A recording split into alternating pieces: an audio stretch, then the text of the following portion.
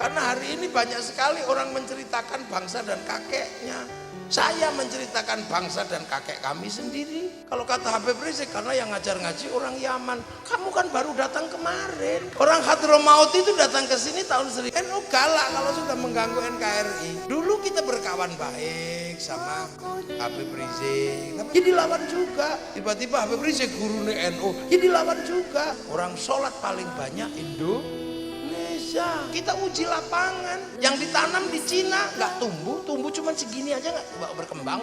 Yang ditanam di Timur Tengah ribut. Tahun 1250 dunia dihancurkan oleh Mongolia. Pak Harto itu dipaksa tanda tangan perang laut sebagai sebuah perang yang tidak pernah terbayang sebelumnya, dimenangkan oleh pasukan utusannya yang namanya Menci, dipotong kuping. Satu-satunya bangsa yang pertama kali mampu menaklukkan Mongolia. Berbicara tentang perdagangan, kapal dagang kita terkenal paling besar. Makanya jangan bicara perang dengan anak-anak Nusantara, karena satu-satunya bangsa di dunia yang menang perang dengan merebut kemerdekaannya, satu-satunya yang ada di dunia hanya negara Indonesia. Assalamualaikum warahmatullahi wabarakatuh. Bismillahirrahmanirrahim. Bismillahirrahmanirrahim.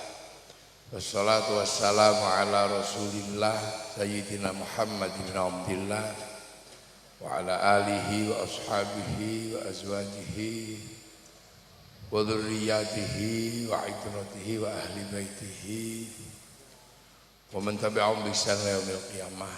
Sedaya alim, sedaya ulama, para kiai, khususipun pengurus Jamaiyah Nahdlatul Ulama Bekasi, Kerau, Cikarang Barat, dan beberapa tamu undangan dari organisasi Islam yang lain, termasuk para pejabat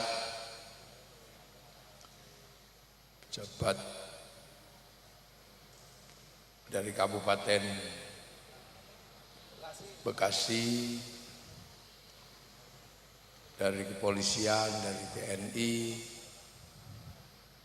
dari unsur perusahaan-perusahaan yang ada di sekitar Cikarang Barat, para hadirin wal hadirat yang berbahagia. Jadi ini harlah Nahdlatul Ulama. Nahdlah itu bangkit. Nah, ulama niku itu sudah khusus. Jadi ulama itu sudah khusus. Khususnya apa? Tersebut di dalam Al-Quran, innama yakhsyallaha min ibadihil ulama. Jadi orang-orang yang takut kepada Allah, itulah yang disebut ulama. Nah, secara khusus ulama itu diberi peran setelah Rasulullah, yaitu al-ulama warasatul anbiya. Ulama itu pewaris Nabi. Nah, Nabi siapa? Nabi Muhammad sallallahu alaihi wasallam. Nah, tugas Nabi Muhammad itu apa? Ya cuma satu, memberikan kabar pada manusia bahwa manusia itu nanti pulang kembali kepada Allah, tapi transit di dunia. Makanya agar selamat kembali ke jalan pulang, tugas utama seorang Rasul itu memberi peringatan. Tuh, nah, Rasulullah dikasih bekal apa? Kasih bekal iman Islam. Makanya Nahdlatul Ulama yang paling utama itu satu tugasnya adalah membuat kita yang di dunia ini selamat kembali kepada Allah. Itu tugas pokoknya ulama. Jadi harus selalu mengajarkan iman sama Islam, karena itu adalah bekal kita kepada Allah. Jadi yang harus selalu diajarkan oleh Nahdlatul Ulama itu adalah iman. Jangan pernah lupa untuk selalu mengajarkan antu minabillah. Ajarkan manusia itu iman kepada Allah. Mulutnya diajarkan iman, hatinya diajarkan iman, tubuhnya diajarkan menjadi orang beriman. Makanya jangan capek-capek ngajari mulut, ya Allah, ya Allah, ya Allah, ya Allah, ya Allah. Ngajari tangan, karena nggak bisa bunyi, ya disuruh pegang tasbih. Ngajari kepala, nggak bisa bunyi, ya suruh gedek. Ngajari kaki karena nggak bisa bunyi, suruh bersila. Akhirnya nanti semua beriman, kepalanya ngejedot, subhanallah, kakinya kena telek, masya Allah. Itu tugas pokok ya ulama iman. Wa malaikatihi, dan mengajarkan tentang iman kepada malaikat. Makanya PC atau MWC NU harus ada pembelajaran tentang sekolah memahami malaikat Allah. Harus ada pengajian sebulan ini khusus belajar malaikat, biar tahu tugasnya malaikat apa, Malik, Ridwan, Mungkar, Nakir, Raqib, Atid, terus Mikael, Israel, Jibril. Itu harus tahu sampean. Nah itu NU jangan lupa untuk selalu memberikan pelajaran itu, entah waktunya kapan mau. Waktu itu bihi, dan mengajarkan iman pada kitab Allah. Udah yang Taurat biar diurus sama Yahudi, yang Injil biar diurus sama sama Nasrani, dan Islam ngurusi Al-Qur'an. Ajarkan dengan paket komplit 30 juz. Kalau paket hemat ya Yasinto, ajarkan Yasinan. Kalau paket irit ya Kulhu, ajarkan tahlil. Kalau paket super irit ya sudah, kalau dipanggil suaminya jawab nun, itu sudah nun. Harus diajarkan, itu tugas utama Nahdlatul Ulama. Wa rasulihi, dan kenalkan utusan Allah sebelum Nabi Muhammad. Makanya ajarkan lewat Aqidatul Awam misalnya. Adamun Idrisunu kunudu ma'soleh wa Ibrahimu kulun muttaba' Lutun wa Ismailu Ishaku kada Yaqubu Yusufu wa Ayyubu kada Syu'aibu Haruna wa Musa wal Yasa'dul Kifli Dawudu Sulaiman uttaba' Ilyasu Yunusu Zakaria Yahya Isa wa Qoha Khodimun Da'goya. Itu ajarkan.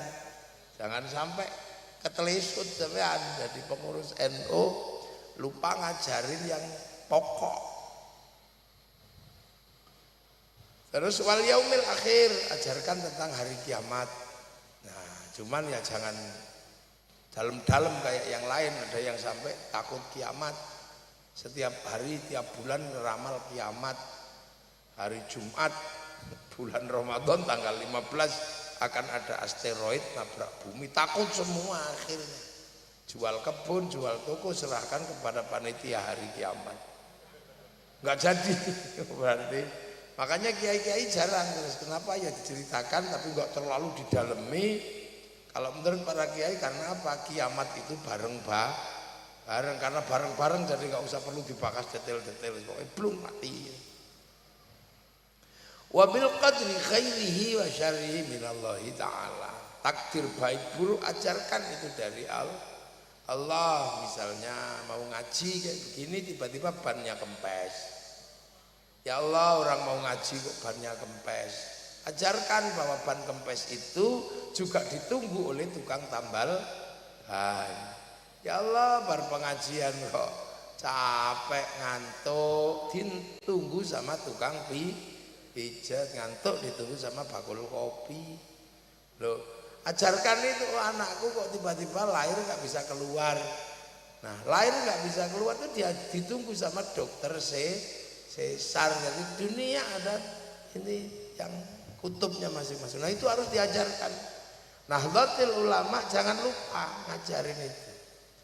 Yang kedua adalah Islam, ajarkan syahadat. Anta syahadat la ilaha illallah wa anna Muhammadar Rasulullah. Syahadat ajarkan. Maknanya, etikotnya.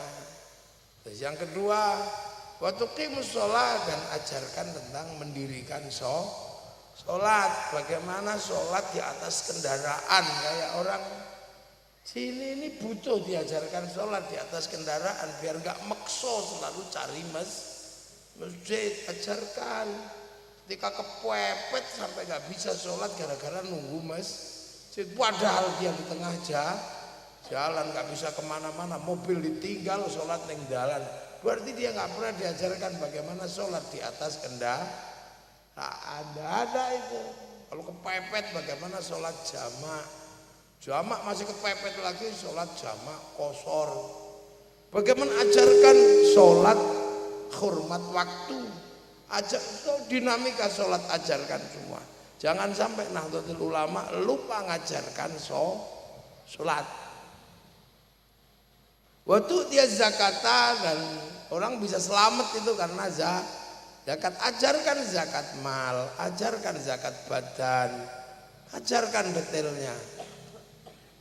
Terus kemudian watasuma Ramadhan, ajarkan bulan Ramadan itu gimana cara puasa yang benar. Karena kalau nggak diajarkan nanti puasa enggak, hari raya iya, ngecat rumah tapi enggak puasa. Kadang ya itu ajarkan. Wa tahujjal baiti man istata'a ilaihi sabila, ajarkan haji atau umroh. Jadi itu pelajaran dasar sekolahnya orang NU. Ini jangan-jangan ada yang belum bisa sholat, ada kan semangat NKRI tapi ora iso sholat dulu yo. Ojo ono ngoten niku. Lho la yo NU itu tugasnya enggak. Ini demi bangsa dan negara, NKRI harga mati. Sing ra iso sembayang hitungane ora ngerti. Awelo. Begitu lah. Fatihah ra iso ngono kan ya. Lah NU itu punya tugas pokok 6 sama 5 itu pokok. Nah itulah dulu yang diajarkan oleh Rasulullah. Makanya karena itu kita bisa mengajar. Rasulullah juga nggak mudah ngajarin iman sama Islam. Makanya Rasulullah menyatakan Islam itu ja'a ghoriban wa sayaudu ghoriban. Islam itu asing. Nah sekolah pertama itu siapa yang ngajari? Ya Rasulullah di Mekah sana.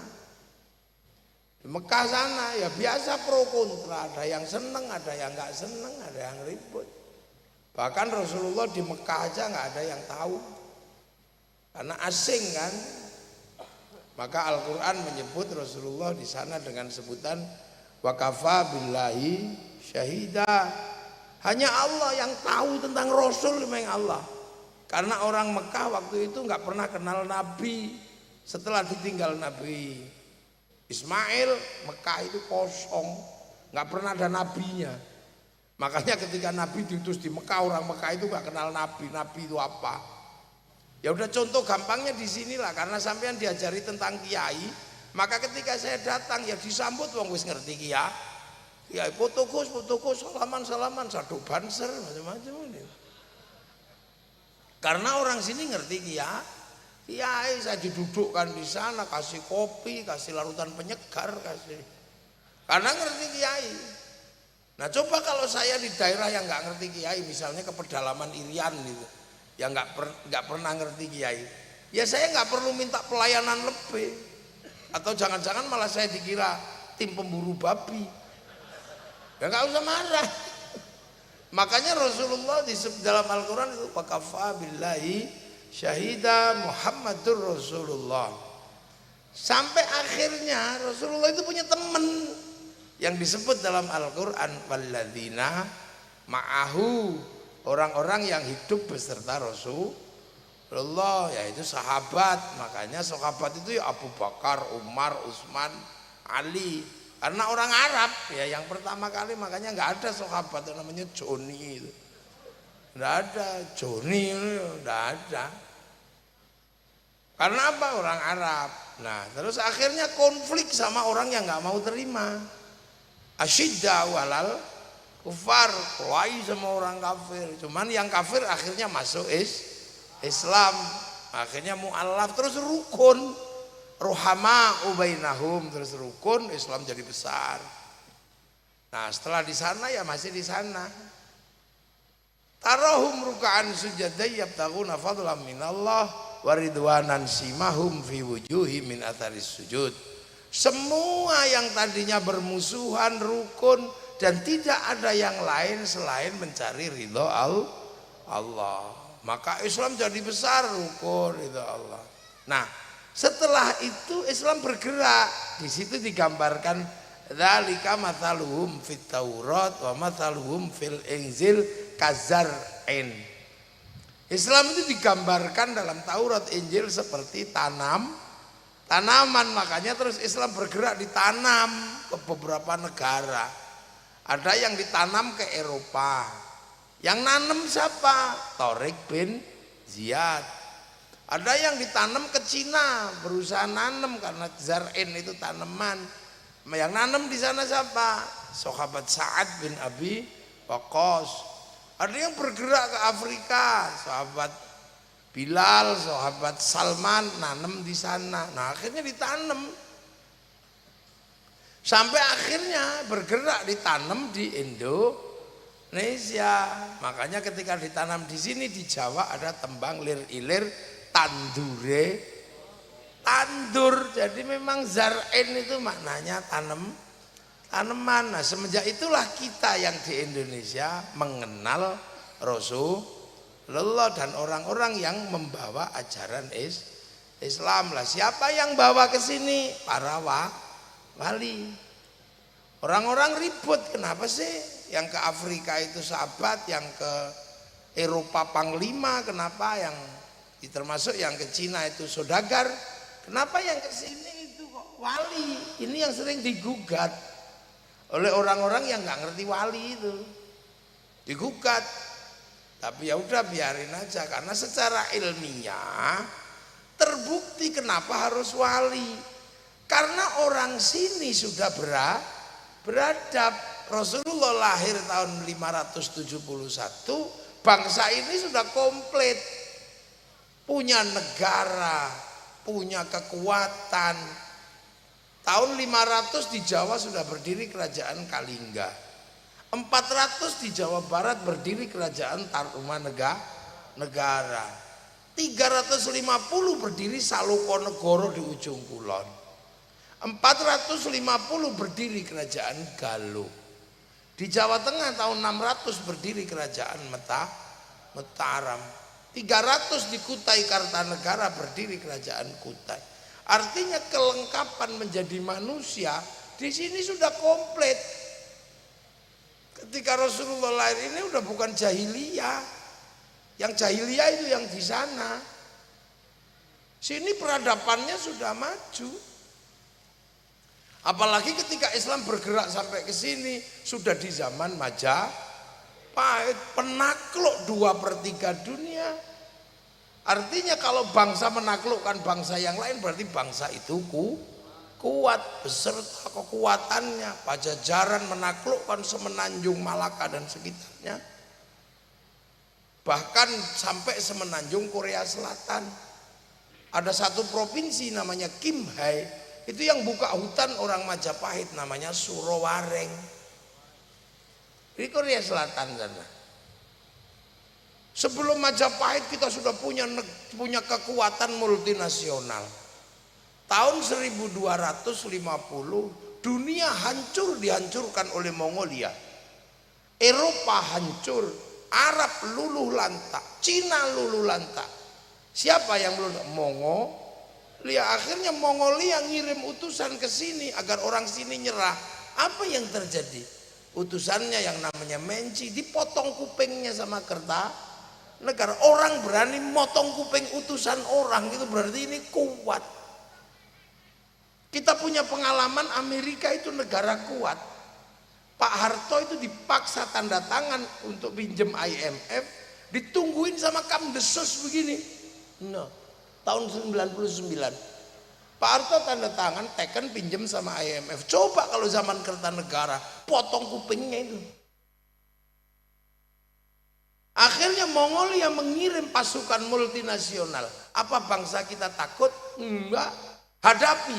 Kita cegat pasukan Mongolia mulai dari Selat Sunda sampai Selat Malaka. Ekspedisi besar namanya Pamalayu. Gabungan Singasari, Pajajaran dan sampai ke negeri Sriwijaya menghadang kekuatan Mongolia. Apa yang terjadi? Perang laut sebagai sebuah perang yang tidak pernah terbayang sebelumnya dimenangkan oleh pasukan nasional yang dipimpin Kertanegara. Satu-satunya bangsa yang pertama kali mampu menaklukkan Mongolia, bangsa Nusantara. Loh tepuk, gak usah sungkan-sungkan. Kita sedang membicarakan. Ini kalau saya nggak ngomong ini nanti kita nggak ngerti bangsamu itu mbok pikir bangsa coro. Ini penting. Karena hari ini banyak sekali orang menceritakan bangsa dan kakeknya. Saya menceritakan bangsa dan kakek kami sendiri.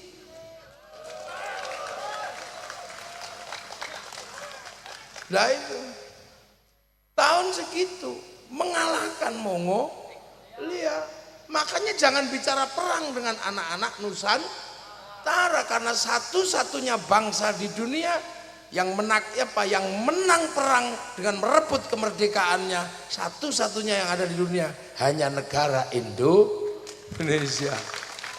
Satu-satunya negara yang merebut kemerdekaannya dengan perang hanya Indonesia. Jadi jangan kira kita ini bangsa kecil. Makanya orang-orang kalau sedang berbicara tentang bangsa, kita bisa mengimbangi kok. Orang Amerika, orang Eropa punya kisah cinta Romeo Juliet. Orang Arab punya kisah cinta Kais Laila, orang Cina punya Sampai Intai, kita juga punya dari Andi-Andi Lumut sampai Junjung Bui kita komplit.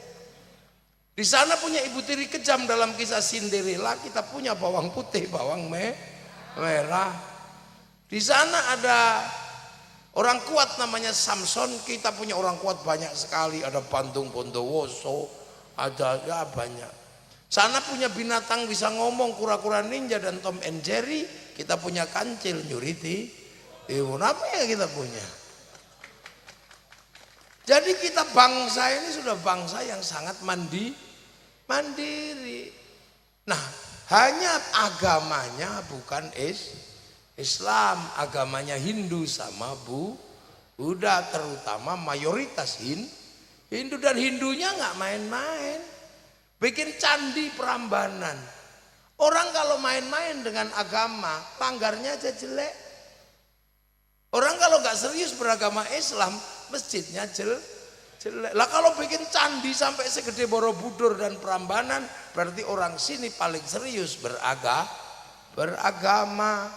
Dan sampai sekarang belum ada yang bisa nandingi kebesaran Borobudur dan Prambanan. Bahkan Angkor Wat masih kalah sama Borobudur. Loh, ini nggak bisa kita nafikan.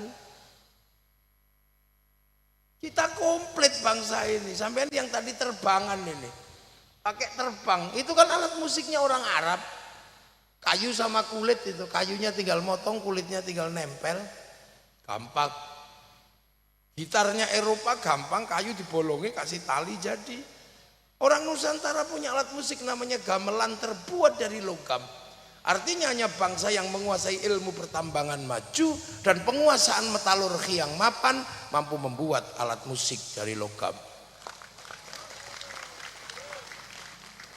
Jadi kita ini sudah komplit. Berbicara tentang negara, kita punya negara Kertagama. Berbicara tentang bagaimana membangun hubungan sosial, kita punya kitab Sutasoma. Berbicara tentang perdagangan, kapal dagang kita terkenal paling besar di seluruh dunia. Jadi jangan dikira ketika tahun 1400-1500 Islam masuk itu kita dalam keadaan jahiliyah. Enggak ada. Itu hanya orang yang tidak mau membaca sejarah. Karena kita ini bahasanya pakai bahasa sejarah. Sejarah itu bahasa Arab, syajaroh, pohon.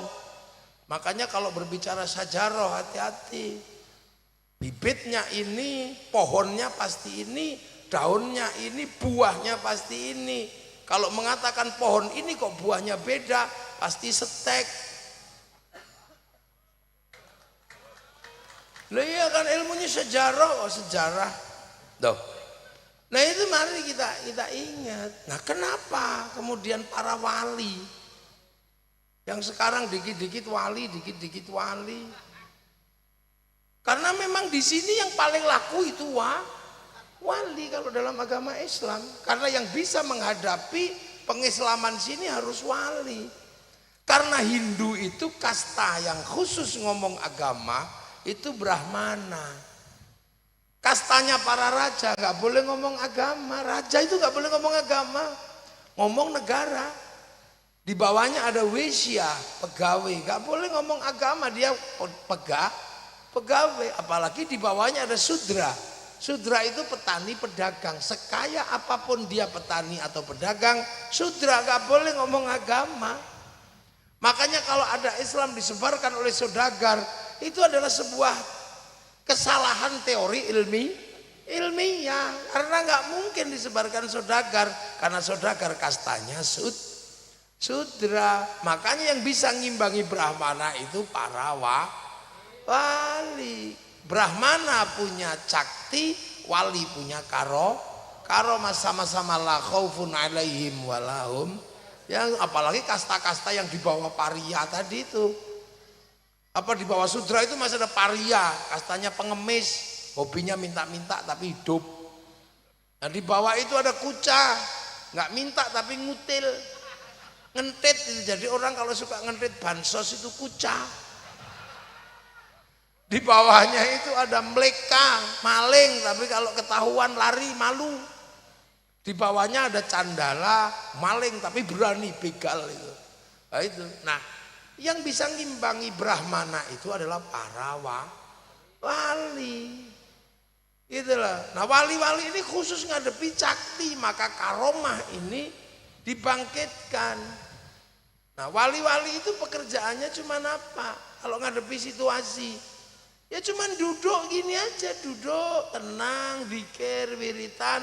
Qalu rabbuna Allah tsumma istaqamu tatanazzalu alaihimul malaika alla takhafu wala tahzanu. Qalu rabbuna Allah tsumma istaqamu, cuma tenang gini aja. Wiritan gini. Nah, itu kalau dalam bahasa anak sekarang setiap menghadapi masalah download, browsing gitu. Untuk menyelesaikan masalahnya download dan browsing. Browsing dari mana? Dari pusat datanya dunia. Loh, dunia ini kan ada pusat datanya sampean. Blueprintnya ada, gambarnya dunia itu blueprintnya ada. Jadi nggak pakai visibility studies itu enggak. Tapi langsung download kemana? Ke cloudnya Allah. Ke harddisk besarnya Allah, pusat datanya Allah yang ada di langit ketujuh sana. Nah itu. Nah apa namanya? Lauhil Mahfuz. Itu kalau bahasa anak sekarang kan itu cloud, pusat data. Nabi Muhammad waktu Islam itu ini loh pusat datanya Indonya. Dul itu kesandung jam berapa ada catatannya itu. Nah, orang Yahudi Nasrani menyebut tabut Sulaiman. Orang Yunani menyebut kotak Pandora. Orang Jepang menyebut kantong Doraemon. Kotak segala ada. Nah wali-wali itu download gini, makanya wali itu paketannya besar. Apalagi kalau melihat manusia, tahu semua pusat data manusia itu di situ semua. Karena manusia sebelum diturunkan ke sini kan diregister di situ dulu. Alastu birabbikum qalu bala syahidna, terus dikasih ya udah kamu dicatat sebagai manusia. Nanti tak kasih paketan kan. Paket rezekinya sekian, istrinya sekian, nyawanya sekian. Makanya kalau paketannya habis ya kick, udah selesai. Fanfukhurruh terus diturunkan ke dunia membawa paketannya masing-masing. Makanya manusia itu sistem kerjanya kayak handphone. Handphone hidup karena ada kartunya. Kartu handphone itu bisa hidup karena terhubung dengan satelit. Yang ngelola satelit siapa? Provider. Provider punya paketan-paketan di situ, maka kartu bisa ngambil paketan dan paketan bisa dikirim antar kartu. Makanya bisa ngirim foto, ngirim gambar. Yang penting punya paket data. Kalau nggak punya cari wifi gratisan kan gitu. .co.id terus share it.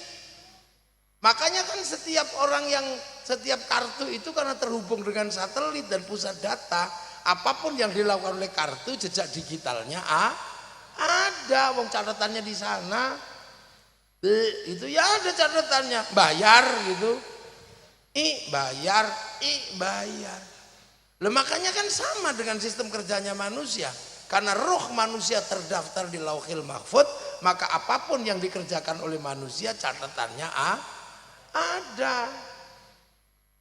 Gitu lah, manusia dikasih paketan dari sana, paket Al-Quran, bal huwa Qur'anun Majid fil Lauhil Mahfuz. Makanya Quran di dunia itu ada dua jenis, satu jenis print out, satu jenis PDF. Yang PDF ya di passwordnya apa? Alif lam mim nun kaf ha ya ain shad. Kalau print outnya ya tafsir. Makanya saya mau belajar tafsir apa belajar codingnya. Makanya ada coding huruf-huruf Al-Quran, algoritmanya ada, rumusnya abjadun hawazun. Kitabnya adalah Al-Awfaq Syamsul Ma'arif Mamba Usulul Hikmah. Itu coding algoritma. Makanya kalau menguasai itu ya bisa mengatur provider. Buktinya apa? Cina berani pakai coding sendiri. Ketika algoritma domain internasional disepakati, Amerika punya huruf Latin, Cina mendaftarkan hurufnya pakai coding sendiri. Akhirnya bisa ngatur dirinya. Dia lawan Amazon pakai Alibaba, dia lawan WhatsApp pakai WeChat, dia lawan Facebook pakai QQ Ren, dia lawan. Kita nggak bisa karena huruf kita huruf ABCD. Makanya bikin password tentang kependudukan jebol terus karena passwordnya sama lo gitu. Coba dulu pakai huruf Jawa, ono coroko terus di password mbel gedes, itu gak tahu. Loh, ini tentang ketahanan digital. Makanya Islam kuat di ketahanan digitalnya karena nggak bisa dibuka itulah. Makanya paketan-paketan ini bisa kita kirim karena roh manusia terhubung dengan Lauhil Mahfuz. Ngelakuin apapun dari sana, kita kirim Fatihah, kirim doa, kirim Yasin, nyampe. Yang penting punya paket data. Kalau nggak punya cari paket wifi gratis. Wifi-nya siapa? Wifi-nya Nabi, wifi-nya wali. Ila hadrati ila ruhi, namanya tawassul. Itu kan pakai wifi gratisannya Nabi wali. Ya datang ke pemancarnya dong, makanya datang ke kuburannya, datang ke makamnya. Yang penting bukan makam palsu kan, cuman gitu aja. Loh, makanya nggak boleh bikin makam palsu karena itu pemancar. Makanya orang itu datang ke sana cari wifi gratisan gitu kan. Kayak orang Islam cari wifi gratisan kan. Kama shallaita ala sayyidina Ibrahim, kama barokta ala sayyidina Ibrahim. Pemancarnya apa? Ya di Mekah sana itu.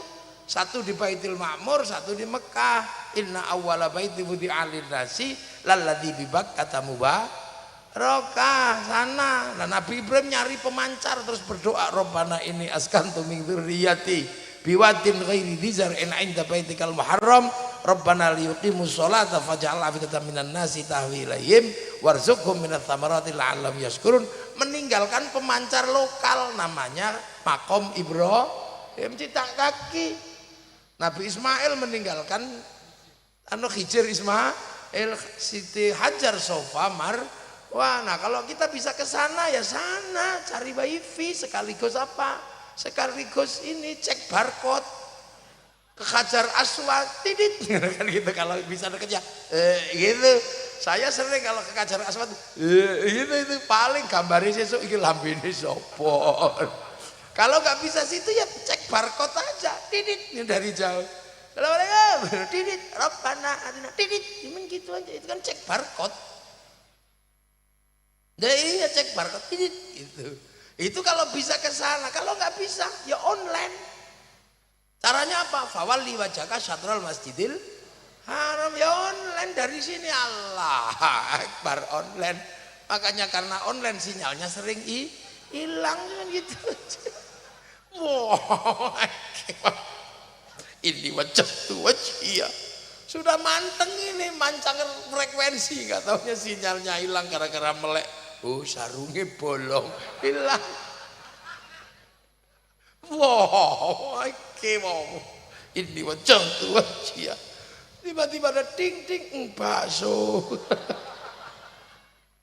Duh, ini karena memang online ya sinyalnya sering hilang biasa. Allahu Akbar. Ini wajahnya tiba-tiba imamnya Bismillahirrahmanirrahim. Sabbihisma rabbikal a'la alladzi khalaqa fasawwa alladzi qaddara fahda alladzi akhrajal mar'a. Sing dari belakang ini terus selesainya kapan? Suwe lama ini masuk kantor telat ini kayaknya. Nyari hilang makanya ya sudah. Nah inilah. Ini sebenarnya teknologi kuno. Makanya sampean nggak usah lu kenapa kita ini kok sampai kirim tawasul loh. Kita ini kan harus kirim sana. Makanya kita diajarkan pakai wifi gratisan. Makanya wali-wali itu paketannya besar. Maka sampean jangan main-main sama wali. Sampean bisa diretas sampean. Makanya wali itu tahu hati orang karena ngeretas orang. Macam-macam sama wali dihack sampean. Lah ya kan? Makanya sampean nggak usah pusing. Besok kalau manusia ini mau mati, malaikat Israel nyarinya gimana? Ya Sherlock. Sherlock. Kick langsung on off jadi kick. Loh makanya doa itu bisa dikirim dan dibagi karena wifi-nya Nabi. Loh ada yang masa sih? Ya kamu jangankan Fatihah, sepak bola aja nyampe dikirim. Cuman satu orang yang nonton di Eropa sana terus dinaikin ke satelit, sama satelit dibagi ke seluruh dunia. Namanya siaran langsung, bagiannya sama, jamnya sama. Makanya kalau ada orang nggak percaya doa bisa dibagi, orang itu nggak punya TV. Ini teknologi masa depan. Nah wali itu begitu, makanya wali itu nggak takut. Iya nggak takut. Ketika ditanam di sini, mestinya kayak saya ini syaikhun, ustadzun sampai sini, udah tanam aja deh jadi kiai gitu ya. Wah terus nanti gimana kalau kiai ini kalah sama kiai yang lain? Karena ada kiai yang lain, ada kebo Kiai Slamet, ada tombak Kiai nggak akan tenang, udah deh nanti yang menang tetap Kiai Haji gitu. Allah pengiran. Padahal bahkan ada yang ini yang ngecet Lombok. Oh no. Rasulullah kanjeng sholat sembahyang musola langgar. Ya biasa aja nanem kok. Targetnya cuma satu, akhraja syat'ahu fa'azarahu fastaghlaba fastawa ala suqi yu'jibu zurra'a liyaqidu bihimul kufar. Bagaimana tanaman ini berkembang dan semua orang tahu pasar akan penuh karena perkembangan tanaman agama Islam. Kita uji lapangan. Yang ditanam di Cina nggak tumbuh cuma segini aja nggak berkembang. Yang ditanam di Eropa pernah tumbuh terus hilang lagi. Yang ditanam di Afrika ya segitu-segitu aja. Yang ditanam di Timur Tengah ribut aja, nggak ada selesainya. Yang ditanam di Afghanistan hanya masalah jenggot aja, tembak-tembakan.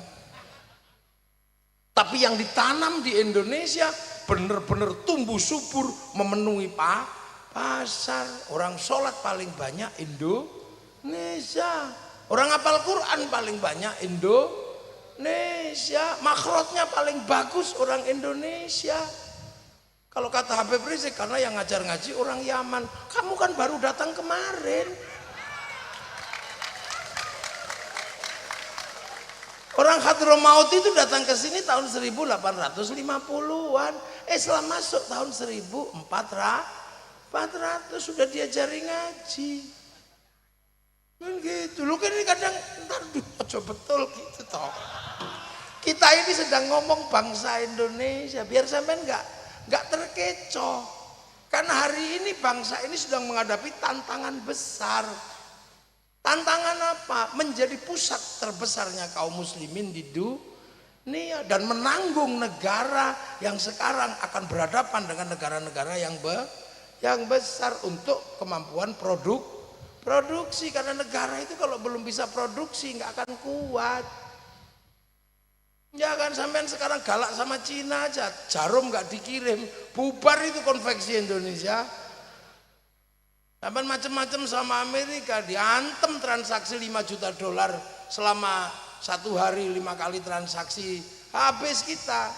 Karena mereka pasti memainkan bursa Singapura, dan Singapura mengalami upgrade kecurangan oleh Inggris, dikasih 1 jam lebih awal dari waktu Jakarta, sehingga bursa efeknya buka 1 jam lebih awal daripada bursa Jakarta. Maka sebenarnya salah satu jalan keluar ibu kota pindah ke kawasan timur agar jamnya sama. Lo ini kan mesti dipikir, Kang. Bukannya malah itu tempat jin buang anak. Kok tahu kamu, jangan-jangan kamu jinnya. Lo ini tentang negara. Nanti jadi ini orang-orang ini kadang kita ini tawa juga. Sampai keras sama Jepang itu, tutup pentil gak dikirim, mati perusahaan bank. Loh, jadi kita ini punya bangsa yang sedang berdiri dan sedang mau berkembang. Gitu, persiapan anak-anak kita bisa berproduksi. Nah, produksi itu hubungannya sama konsumsi. Nah, konsumsi terbesar itu konsumsi dalam negeri. Konsumsi dalam negeri hanya tumbuh kalau punya rasa cinta pada bangsa dan negara. Makanya Amerika sebelum produksi dan konsumsi, dia bangkitkan kebangsaan Amerika. Dia ceritakan bagaimana orang Eropa perang melawan Indian, mulai dari Wild West sampai The Last of the Mohican, diceritakan. Kalah dengan Vietnam, dia bikin Rainbow 1 sampai 6. Kalah dengan Cina, bikin American Shaolin, American Kung Fu.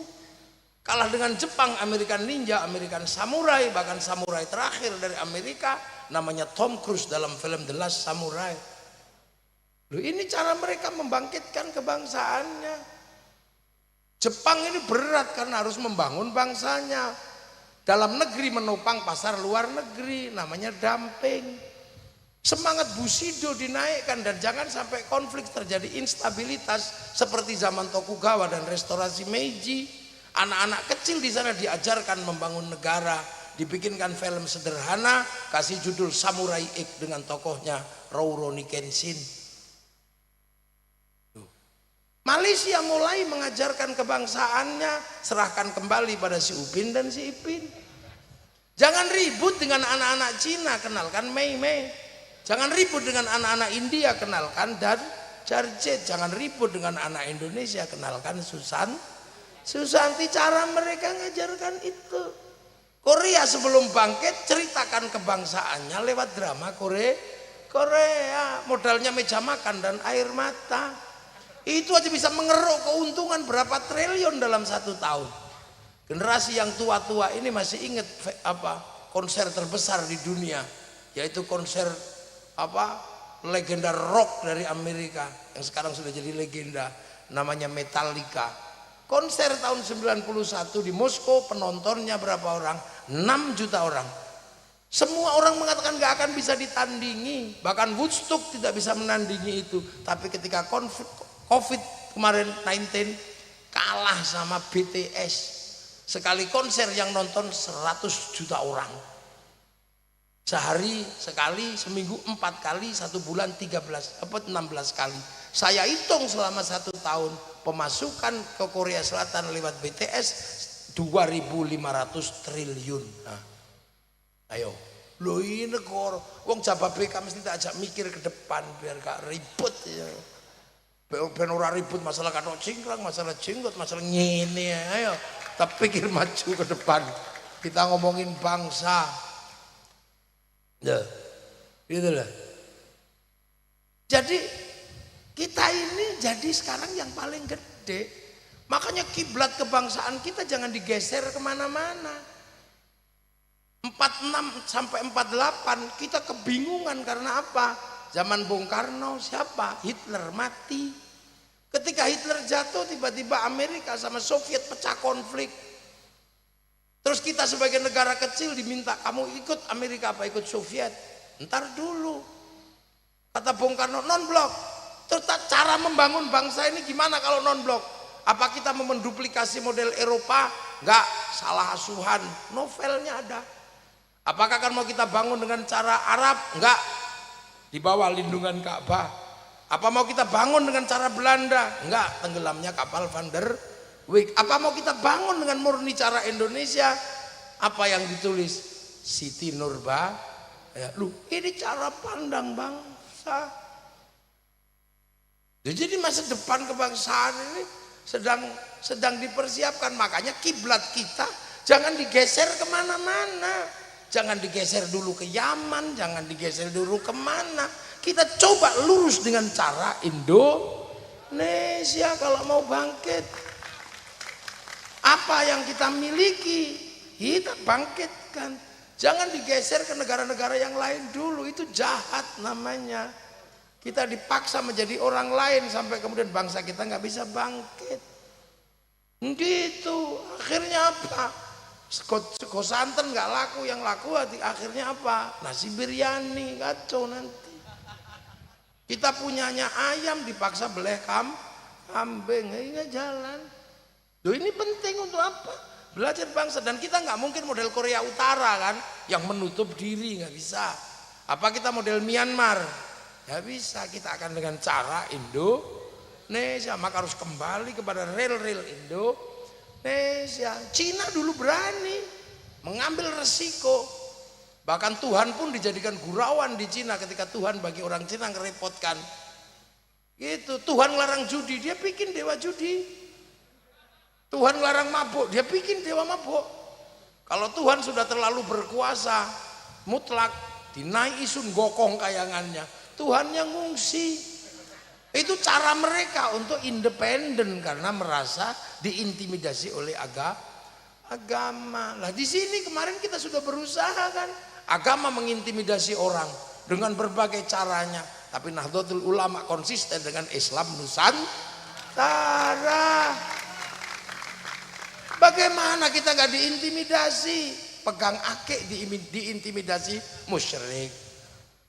Beda jenggot diintimidasi bom. Iya kan? Baru pegang ayam diintimidasi bid'ah. Mungkin serem itu. Cuman beda Allah Akbar, tidak sunnah. Kita tiba-tiba diintimidasi oleh orang yang nggak tahu itu orang dari mana. Akhirnya Nahdlatul Ulama melawan semua intimidasi, konsisten dengan Islam Nusantara. Yang akhirnya gara-gara Islam Nusantara semuanya dibalikkan gini dengan pelan-pelan. Ya resikonya yang nggak Nusantara ya rungkat. Ya resiko, Pak. Ketahuan kan, oh ini bukan Nusantara, oh ini bukan. Oh ketahuan karena apa? Kembali ke real Nusantara. Nah itu kalau kembali ke situ, kembali ke sistemnya para wali. Makanya jadi sholat sembahyang ya sederhana aja. Pondok pesantren, potensi lokal, dan itu berlanjut sampai sekarang gaya Nusantara itu. Orang pinjem Honda dikasih RE King nggak marah kok. Pinjem Honda keluarnya RE King, udah jelas belinya Sanyo keluarnya Nasional sama Shimizu, nggak marah. Udah jelas belinya Aqua keluarnya Le Mineral, orang juga nggak marah di Indonesia. Orang belinya Softtek keluarnya Avail, nggak marah ibu-ibu. Beli Indomie keluarnya Sarimi. Bahkan bulan Ramadan hari Lebaran disuguh makanan kongwan, begitu dibuka isinya rengginang, juga nggak marah. Loh, makanya orang Indonesia itu penuh pengertian. Makanya kalau yang nggak penuh pengertian itu pasti bukan Nusantara. Dikit-dikit diintimidasi semua. Semua salah. Oh, untuk Nahdlatul Ulama tegas, kami tegas dengan Islam Nusantara. Lama-lama ikut juga semuanya. Yang tadinya disebut ustadz sekarang juga udah disebut Iya, yang satunya disebut Mr. H, sekarang Mr. S. Loh ya kan tadinya Habib, sekarang jadi Sayyid. Ya sudah. Ya mau bagaimana? Kembali ke sistem Nusantara yang tadinya pakai jubah, sekarang kembali pakai sarung. Karena orang Nusantara dulu ini sarung ini juga bajunya para ulama, baju Rasul. Makanya jubah itu disebut baju syar'i. Tapi nggak bisa dipakai nanam padi, makanya baju syar'i dipotong-potongannya namanya sarun. Nggak punya huruf ain, punyanya monggo potongo, maka sarun jadi sarung, saruan jadi sarungan. Fleksibel, Anda mau cingkrang linting yang agak tinggi, mau bawa plotrok no beres. Tadi udah menanam kok. Lu prinsip nanem itu ya sederhana, sampai yang ditanam itu paham. Makanya ketika nanam sholat ya, orang yang ditanami sholat ini adalah orang-orang Nusantara yang jam 11 itu masih di kebun, masih di sawah, maka manggil sholatnya mundur. Allahu Akbar, Allahu Akbar. Masih belum datang ya sudah, Robbana ya Robbana. Masih datang 1, 2 malah rokokan depan masjid. Ya kalau saya capek ya tombo hati, wis pegel ya nambani atine dhewe. Kalau udah nggak datang baru diuruki jangan jerantal.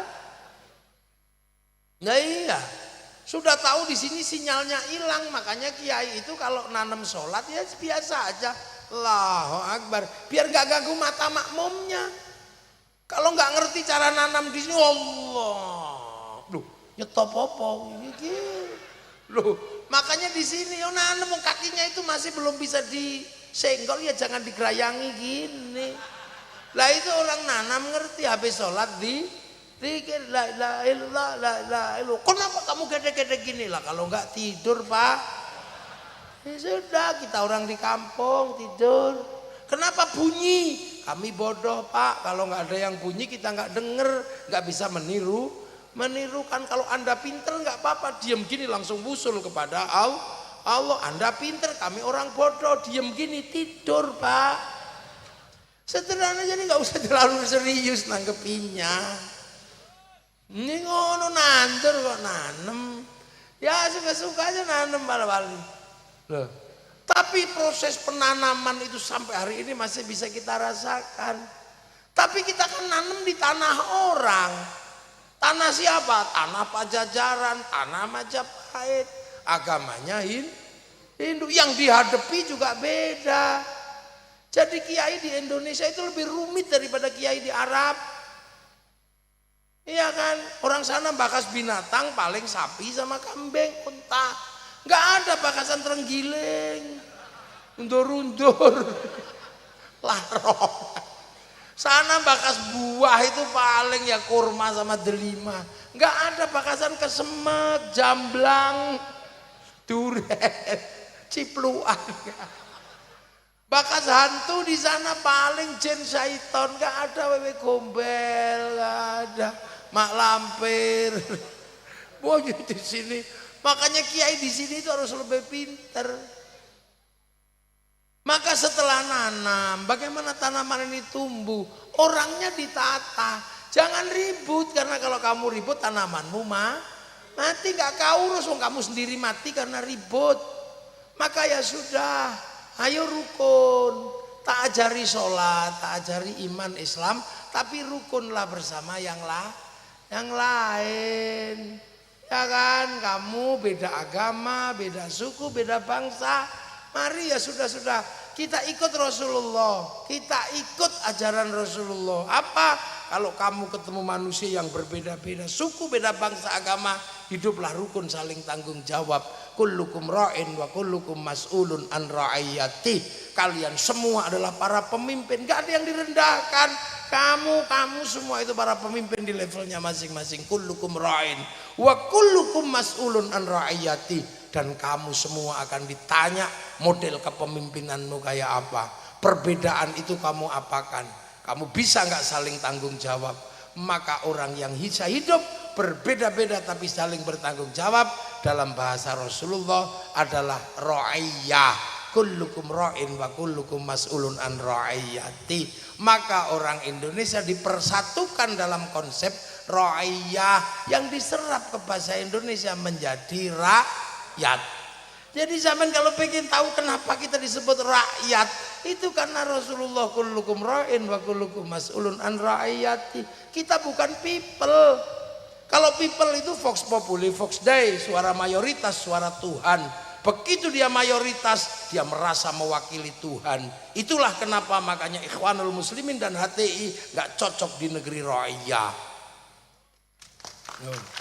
Kita rakyat, bukan juga komunis. Kalau komunis itu proletar.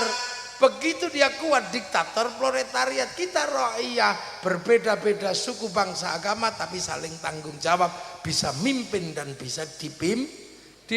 Dan satu-satunya bangsa muslim dunia yang mayoritas yang bisa menggunakan kalimat ra'iyah untuk menata warga bangsanya hanya muslim Indonesia.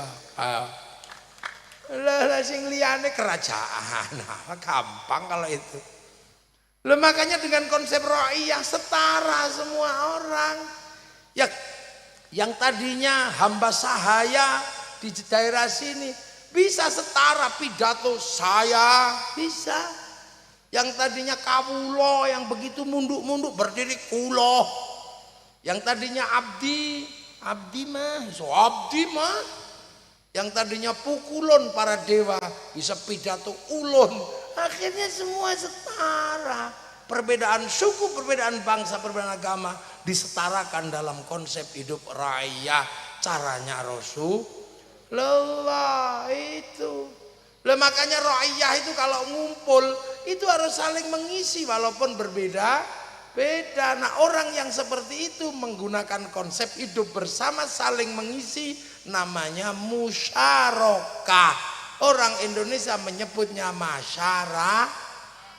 Makanya masyarakat itu saling mengisi. Kiai ngajarin sholat, tapi sholat itu nutup aurat. Tutup aurat itu kain itu yang ngurus pabrik kain. Kebetulan yang bikin pabrik kain Cina, makanya jangan ngamukan sama Cina. Cinanya pergi, kamu udah. Orang sholat itu wudhu itu air, ya kan? Air itu diurus pipa sama sanyo. Wudhunya kiai, airnya diurus sanyo sama pipa. Yang ngurus mereknya Mas Pion, Avian, macam-macam loh, nasional. Sampean haji diurus sama bank, seluruhnya berkiblat kepada Bank Devisa New York. Jaminan obligasi sana punya siapa? Rothschild, Rockefeller, Yahudi. Begitu berangkat haji diurus sama pesawat Boeing sama Airbus. Itu ilmuwan perusahaannya juga Yahudi. Makanya hancurkan, bunuh Yahudi semua. Renang kita. Musyarakah itu makanya saling mengisi. Makanya kiai itu nggak dikit-dikit ngamuk. Tawassut, tasammuh, tawazun. Itu kenapa sampean mau tahu kenapa kiai itu nggak dikit-dikit galak, rokok haram. Ya nggak bisa, hukumnya nggak ada. Ya ditanya kenapa kamu ngerokok, kalau nggak ngerokok pusing ya wajib. Kenapa kamu ngerokok? Kalau nggak ngerokok pusing, kenapa kamu nggak ngerokok? Kalau ngerokok malah pusing, haram. Enak. Tapi hukum besarnya adalah dia menyumbang 475 triliun kepada negara ini yang ngurusi jalan. Makanya kalau ada orang mengharamkan rokok, dosa lewat jalannya pemerintah. Hati-hati loh. Saya tidak membela perokok. Saya bukan perokok. Jadi kalau Anda pengen tahu, saya bukan kiai yang ngerokok. Udah selesai.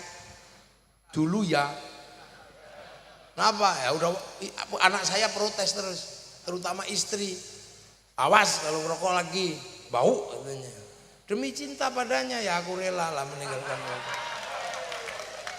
Kalau harus memilih meninggalkan rokok dan meninggalkan dia, aku lebih memilih meninggalkan rokok.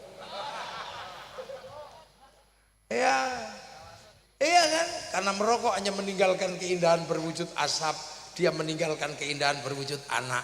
Wah. Lah iya, asap hilang. Lah itu penting. Nah, jadi kita ini kadang ulang rupa. Musyarakah itu sebuah konsep hidup bersama. Nah kalau punya kepentingan bersama bangun konsensus apa, pakailah konsep wasyawirhum fil amri, maka lahirlah serapan bahasa kita musyawarah. Itu dicetak di mana-mana. Murid para wali bergerak ke Kalimantan Khatib Dayan, yang bergerak ke Sulawesi Datuk Ribandang, yang bergerak ke Palembang ada namanya Aryo Abdillah. Semua bergerak murid para wali. Inilah yang kemudian daerah-daerah yang diajarkan konsep para wali seperti ini, itulah yang akhirnya dikenal dengan wilayah. Coba sampai cari, Indonesia itu menggunakan konsep wilayah. Kenapa disebut wilayah? Daerahnya para wali. Siapa yang mengingkari wali bertempat di wilayah? Ayo, tentara adalah penjaga wilayah, maka tentara juga punya hutang pada para wali. Wali kota adalah yang mimpin sebuah kota, karena dia wali kota punya tanggungan wilayah, berhutang pada para wali.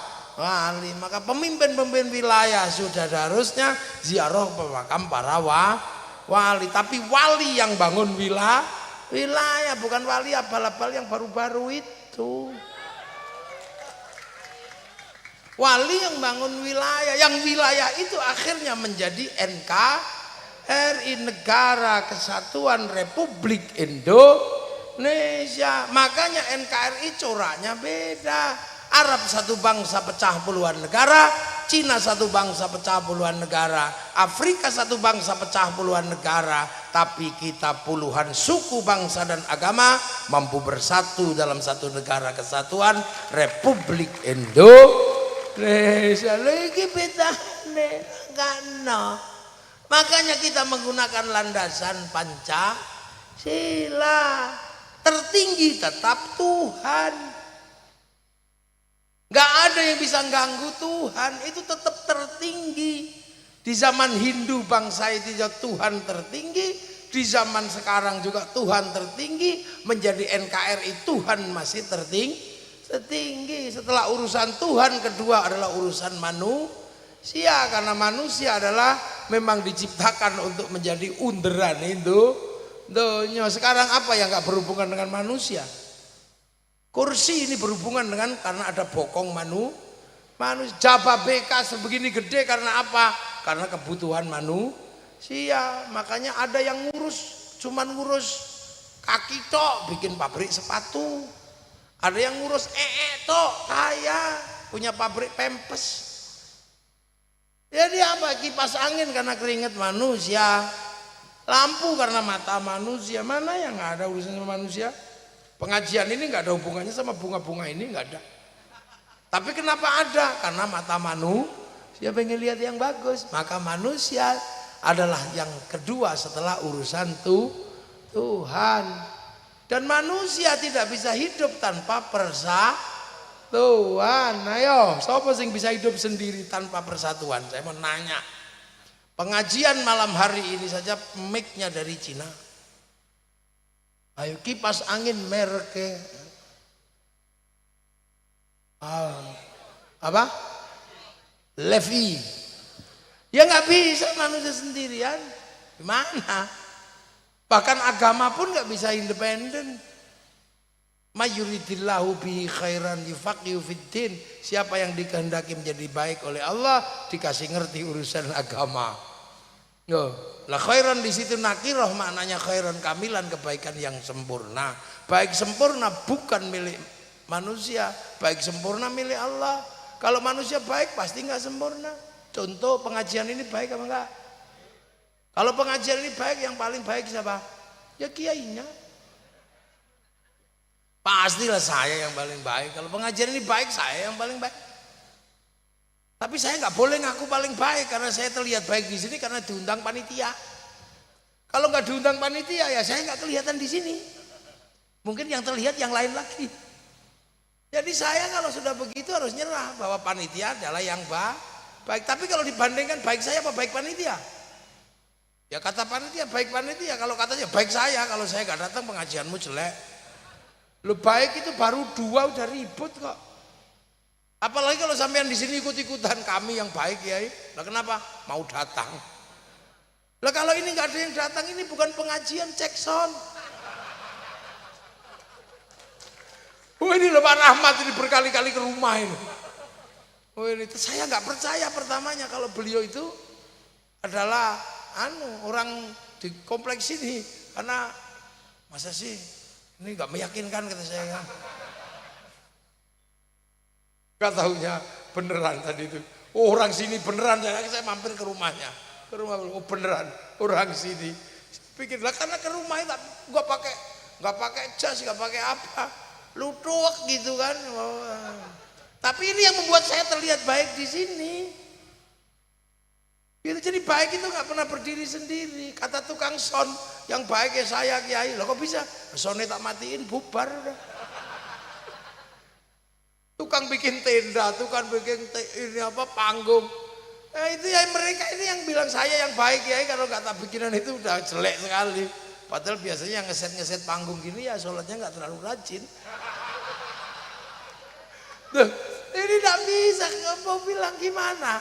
Makanya manusia itu nggak bisa baik pun nggak bisa independen. Makanya manusia itu butuh persatuan, nggak bisa. Sampai hidup kok mengatakan aku urip ijen, nggak bisa. Kecuali ada hujan mangapo itu pas minum bisa. Ini minum aja ada sedotan bikinan Cino, tuh. Ayo apa? Makanya jangan sok-sokan. Nah, persatuan itu hanya bisa terjadi kalau manusia setara. Agamanya apa, sukunya apa, manusia setara di hadapan Allah. Nah, memandang kesetaraan itu nggak mudah. Yang bisa menata kesetaraan adalah konsep ra'iyah. Makanya kesetaraan hanya terjadi ketika ada kerakyatan. Tapi memandang hati dengan penuh kelapangan tentang perbedaan itu juga nggak mudah. Butuh hati yang luas, yang penuh pancaran ketuhanan. Hati seperti itu disebut hati yang penuh hikmah. Makanya kerakyatan hanya bisa dipimpin oleh hikmah. Makanya orang yang begini itu suruh mimpin nggak bisa, wong mereka nggak punya hikmah. Ayo hancur Allah, nggak bisa, dia nggak bisa mimpin. Nggak boleh orang kayak gini karena hikmahnya tidak punya lah. Rakyat kok dipimpin orang nggak punya hikmah, ya nggak jalan. Maka kerakyatan hanya bisa dipilih hikmah. Itu pun butuh kebijaksanaan. Jadi Bupati Bekasi misalnya asalnya dari Jababeka sini, yang diurus cuman kampung sini aja, itu namanya bijak sini. Ya walaupun gubernur Jawa Barat asalnya Purwakarta, ya harus ngurus Bekasi, ngurus mana, itu bijaksana. Kalau nanti Pak Deddy Mulyadi cuma ngurus Purwakarta, itu namanya bijak sini. Itu pun harus ada permusyawaratan. Nah, Anda kalau mau ikut musyawarah, konsep ro'iyah tidak membeda-bedakan. Pengen jadi DPR, maju daftar. Pengen jadi bupati, daftar. Pengen jadi presiden, daftar. Gak akan ditanya suku agama apa, gak ada. Itu loh konsep ro'iyah. Anda mau pengen jadi ulama, mondok, gak ada yang nanya bapakmu siapa kok jadi kiai. Konsep ro'iyah. Lembaga permusyawaratan ini adalah lembaga yang memfasilitasi kesepakatan bersama. Ternyata permusyawaratan mensepakati pembentukan KPU, daftar ke KPU. Samen nggak usah mikir apa-apa, pokoknya samen daftar. Pengen jadi lurah, daftar. Pengen jadi bupati, daftar. Setelah daftar, cari pengikut sebanyak-banyaknya. Kalau dapat, kalau nggak dapat, beli. Lihat, sedekah 50 ribuan nggak apa-apa. Yang penting jangan money politik. Sebut aja uang bensin. Kalau dikasih masjid, sebut saja sumbangan. Kalau dikasih kiai sebut aja bisyarah. Nah itu. perwakilan. Nah itu baru akan tercipta keadilan. Semua akan tertata sesuai dengan porsinya masing-masing. Mau adlun, apa adil? Wad'u syai'in fi mahallihi, meletakkan sesuatu pada tempatnya. Loh, kok tiba-tiba ada yang mengatakan Pancasila produk togut? Nah ini berarti bukan Indonesia. Loh makanya Nahdlatul Ulama tidak pernah mundur. Karena Nahdlatul Ulama penerus para wali. Maka Nahdlatul Ulama punya tugas mempertahankan wilayah itu jadi NKRI. Maka NKRI harga mati. NKRI kok harga mati? Karena kalau NKRI-nya bubar, manusianya yang mati. Kenapa orang Filistin masih banyak yang mati? Karena kesatuan negaranya belum terbentuk. Fatah Hamas masih tembak-tembakan. Kenapa kita bisa seperti ini? Karena terbentuknya apa? Negara Kesatuan Republik Indonesia. Lah sekarang tinggal kita jaga dengan Nahdlatul Ulama, menjaga kebersamaan dan persatuan. Yang lain udah nggak mau bersatu, kita masih bersatu dalam agama, berdoa. Yang lain udah sendiri-sendiri. Kita masih bersatu. Kiainya tok yang berdoa, santrinya amin, amin, amin, amin. Habis kecapean, amin. Kiainya paham, walhamdulillahirabbil alamin. Begitu yang berdoa semakin banyak, kita bawa ke alun-alun Bekasi, namanya Istighosah Kubara. Apa yang tidak bersatu? Bakul bakso bersatu, bakul soto bersatu, yang jual es bersatu. Tidak pernah ditanya kamu agamanya apa. Seluruh rakyat bersatu, kerukunan terjaga, roda ekonomi berputar. Ya. Yang menyerap sektor informal paling besar itu apa? Ya kegiatan para iya, mulutan itu satu tempat aja berapa itu? Enggak cukup 100 juta kalau di sini ya. Itu baru satu tempat, kalau 2 tempat. Jadi selama bulan Maulid, itu santri yang ngadain berapa? Ribuan. Santri ini yang nanem, bikin TPK nanem. Itu belum ongkos kiainya kan. Triliunan yang diserap. Sholawat yang tadinya sendiri-sendiri. Orang sudah, kita masih bersama. Masih di pojok sana. Marhaban ya nurul aini, marhaban, marhaban. Pojok sana karena penggemar dangdut. Ya Rasulullah salamun alaik, dadadang. Di pojok sana karena penggemar orang Jawa. Ya Nabi salam alaika, ya Rasul salam salam. Sebelah sana kebetulan orang Sunda. Ya Nabi salam, ya Rasul salam, salam alaika, ya Rasulullah salam, salamun alaik. Rukun semua. Terus kemudian kumpul dalam satu tempat, namanya apa? Bekasi bersolawat. Bendera laku, sablonan laku, gagang pancing laku. Lu ini indahnya kayak begitu. Loh, semua laku kok. Ada orang mati, yang lain sendiri-sendiri masukin plung gitu. Kiai enggak, masih menyerap ingkung, masih menyerap ayam. Jajan pasar selama 7 hari, 40 hari, 100 hari. Habis itu masih yang puluhan diziarahi. Karena kita punya kewajiban menziarahi kepada yang sebelum kita. Walladzina ja'u min ba'dihim yaquluna rabbana ighfir lana wa li ikhwanina alladzina sabaquna bil iman. Nah, sabaquna bil iman kita ini para wali. Sabaquna bil imannya orang Yaman ya para habaib. Sabaquna bil imannya orang Cina ya sahabat Sa'ad bin Abi Waqqas. Itu kan gitu.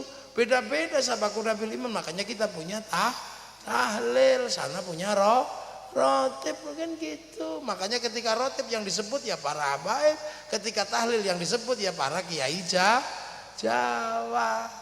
Nah itu kan sabakun nabil iman. Orang-orang yang sudah mendahului kita ini masuk golongan sabilillah, orang-orang yang berjuang di jalan Allah. Nah orang-orang ini tidak mati. La taqulu lima yuqtalu fi sabilillahi amwat bal ahyaun. Jangan kau sebut orang-orang yang meninggal di jalan Allah itu mati. Mereka masih hidup. Walakin la yash'urun. Karena mereka masih hidup, jangan kau ganti makamnya. Jangan kau ganti namanya. Gak boleh karena masih hidup orangnya. Cuman kita gak tahu. Makanya kita datangi kuburannya. Akhirnya apa? Bis pariwisata lah laku. Orang jual nasi di makam wali lah laku. Jual tasbih laku. Bahkan copet bisa hidup di situ. Terus zikir di situ. Semua laku loh. Enak kita ini masih punya konsep persatuan. Yang lain udah sendiri-sendiri. Makanya ketika bangsa negara menghadapi tantangan, kita selalu punya konsep melawan bersama sama. Awas bahaya Syiah. Kita cuma mengatakan lah Syiah apa? Lagunya Haddad Alwi itu Syiah, Ummi. Itu aja kok Syiah. Kan gitu. Akhirnya kita kalau di Indonesia itu kamu dikit-dikit Syiah, ada yang lebih serem. Lagu indung-indung. Doa Siti Aisyah mandi di kali rambutnya basah, tidak sembahyang, tidak puasa. Di dalam kubur mendapat siksa. Kok pakai nama Siti Aisyah itu kenapa? Ya itu bukan Siti Aisyah istri Rasulullah.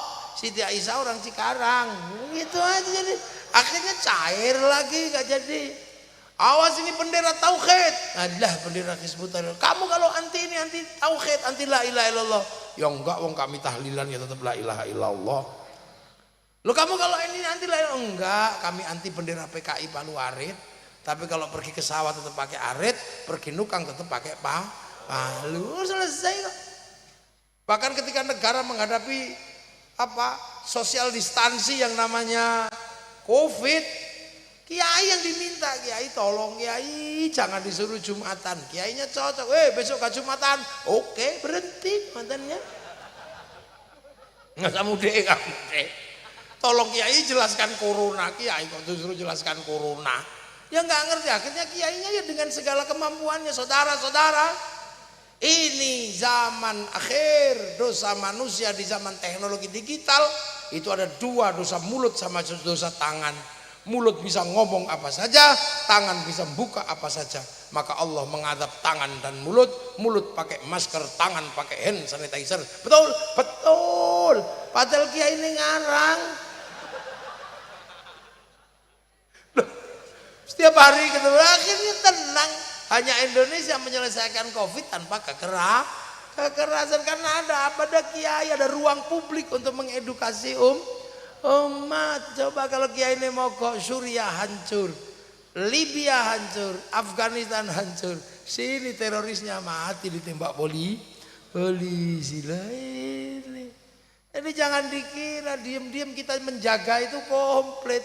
Menjaga diniyah, menjaga watoniyah, menjaga basyariyah, komplit kita ini. Jadi jangan dikira.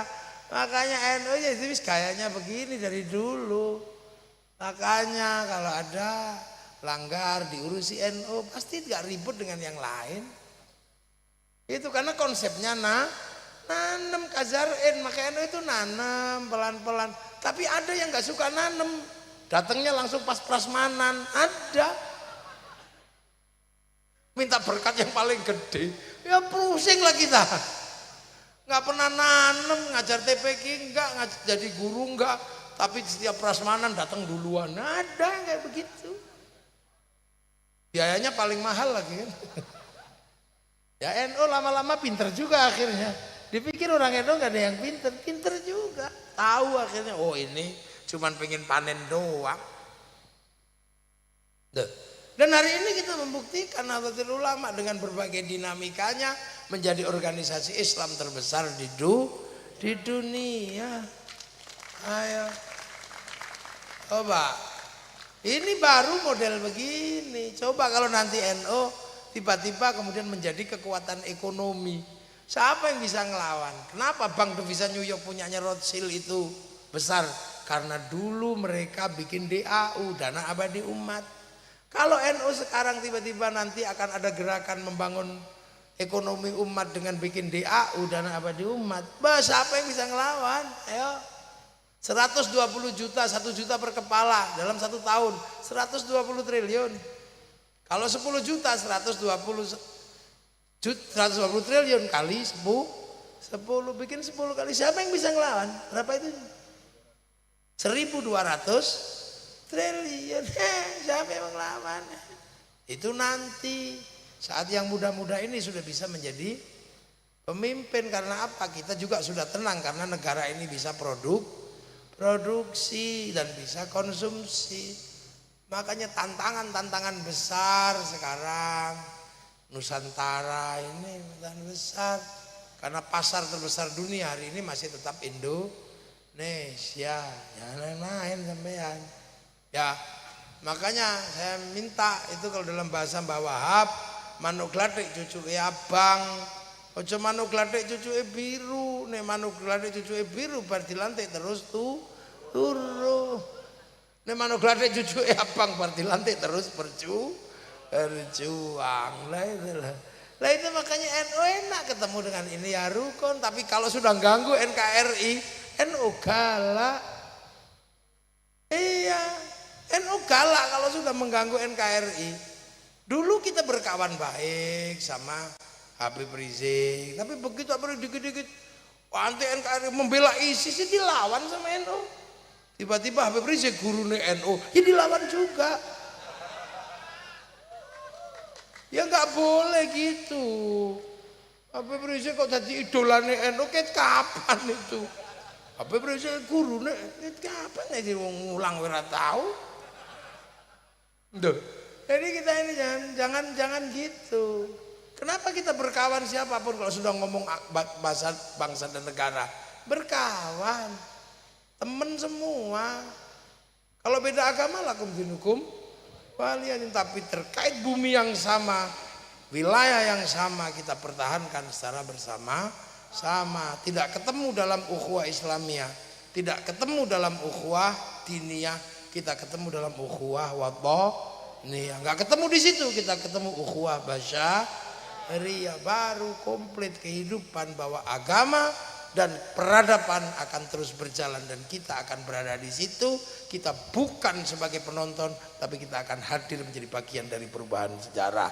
Assalamualaikum warahmatullahi wabarakatuh.